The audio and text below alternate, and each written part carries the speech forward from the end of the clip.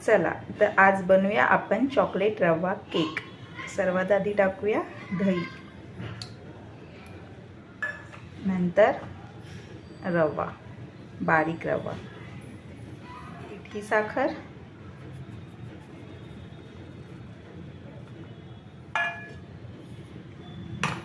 आता हे सगळं मिक्स करून घेऊया। छान मिक्स झालेलं आहे। आता आपण ह्यात टाकायचं थोडासा मैदा, तेही मिक्स करून घेऊया। आता टाकूया कोको पावडर,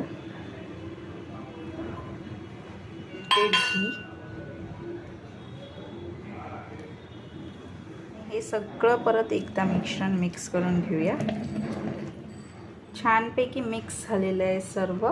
थोडीशी कॉफी पावडर टेस्टसाठी आणि दूध, कारण कन्सिस्टन्सी त्याची खूप दाट आहे म्हणून थोडंसं दूध।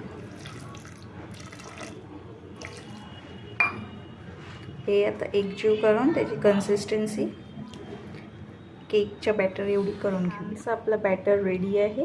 ह्याला 15 ते 20 मिनटं भिजत ठेवूया, कारण रवा भिजायला टाईम लागतो म्हणून त्याला भिजायला ठेवूया 15 ते 20 मिनटं। हीट करायला ठेवलेलं आहे।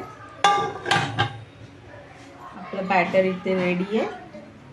थोडंसं घट्ट झालं आहे, सो आता त्याच्यात आपल्याला परत दूध टाकायला लागेल आणि बटर लावून डस्ट करून टोप रेडी करून ठेवला आहे। आता आपल्याला त्यात 1 चम्मच बेकिंग पावडर,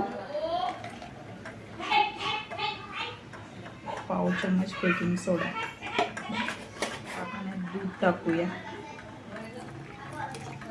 कन्सिस्टन्सीसाठी। जास्त पातळ पण नाही, जास्त दाट पण नाही। हे टाकून घेऊया, करून घेऊया। बॅटर सगळं मिक्स करून घेऊया आणि आपण प्री हीट केलेला कुकर आहे त्यात हे बॅटर ठेवून देऊया। झाकण लावताना रबर आणि शिट्टी काढून लावूया आणि 45 मिनिट्स हे असंच 45 मिनिट्स झाले। आता आपण ओपन करून बघूया।